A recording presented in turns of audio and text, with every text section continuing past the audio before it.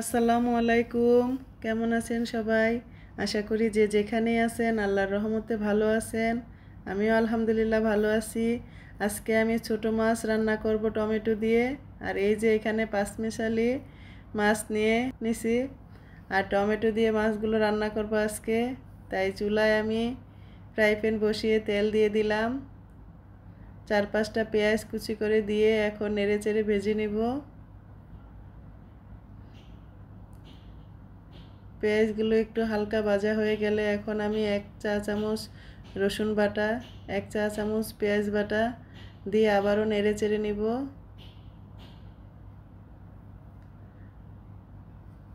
আদা রসুনের কাঁচা গন্ধ যাতে না থাকে তাই আমি আদা রসুনগুলোকে ভালোভাবে নেড়ে চেড়ে এখন আমি 1 চা চামচ হলুদের গুঁড়া, 1 চা চামচ মরিচের গুঁড়া, 1 চা চামচ জিরার গুঁড়া, 1 চা চামচ ধনিয়ার গুঁড়া দিয়ে সামান্য পানি দিয়ে মশলাটাকে খুব ভালোভাবে কষিয়ে নিব। এই যে আমার মশলাটা খুব সুন্দর মতো কষানো হয়ে গেছে। এখন আমি এখানে 4-5টা টমেটো কেটে রাখছি, এই টমেটোগুলো দিয়ে দিলাম। এখন আমি আবারও টমেটোগুলোকে নেড়ে চেড়ে নিব আর ঢাকনা দিয়ে ডেকে টমেটোগুলোকে কষিয়ে নিব খুব সুন্দর মতো, যাতে হালকা হালকা টমেটোগুলো গলে যায়। এই যে ঢাকনা দিয়ে ডেকে দিলাম। এখন আমি নেড়ে চেড়ে টমেটোগুলো কষিয়ে এখানে মাছ দিয়ে দিব। আর ছোট মাছ খেতে তো সবারই ভালো লাগে। আশা করি আমার রেসিপিটা আপনাদের কাছেও ভালো লাগবে।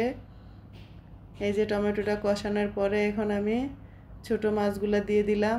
এখানে অনেক প্রকার মাছ ছিল, বাইলা মাছ, ট্যাংরা মাছ, বাইং মাছ, চিংড়ি মাছ, আরও অনেকগুলো মাছ আমি নিজেই নাম জানি না।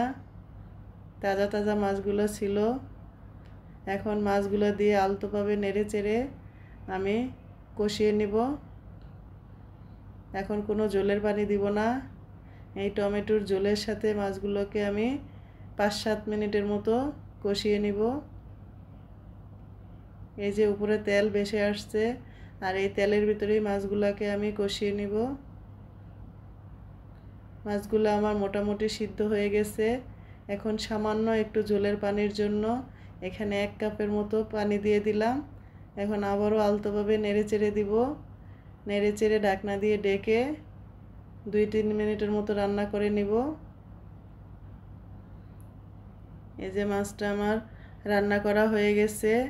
এখন আমি এখানে কয়েকটা কাঁচামরিচ ফালি করে দিয়ে দিলাম একটু ঝাল এবং সুন্দর ঘ্রাণের জন্য, ঝাল ও সুন্দর ফ্লেভারের জন্য। এই যে মরিচগুলো দেওয়া হয়ে গেছে। ঝোলটাও মোটামুটি শুকিয়ে আসছে আর তাজা মাছ যেহেতু বেশি ঝোল আমি শুকাবো না। এখন আমি এখানে অনেকগুলো ধনেপাতা কুচি দিয়ে দিলাম। আর ছোটো মাছ আর টমেটো তরকারির সাথে ধনেপাতা দিলে তো অনেক মজা হয়। এই যে ধনেপাতা দিয়ে আমি নেড়ে চেড়ে আবারও ঢাকনা দিয়ে ডেকে 2 মিনিটের মতো ধনেপাতা ও মরিচগুলোকে সিদ্ধ করে নিব। তারপর আমার তরকারি রান্না শেষ। আশা করি আমার আজকের রেসিপিটা আপনাদের কাছে ভালো লাগছে। আর যদি ভালো লেগে থাকে আমার ভিডিওটা দেখে একটা লাইক দিবেন। আর যারা এখনও আমার চ্যানেলটাকে সাবস্ক্রাইব করেন নাই প্লিজ আমার চ্যানেলটাকে সাবস্ক্রাইব করবেন। আর যারা যারা আমার ভিডিওগুলো কষ্ট করে দেখেন তাদেরকে অসংখ্য ধন্যবাদ। আসসালামু আলাইকুম।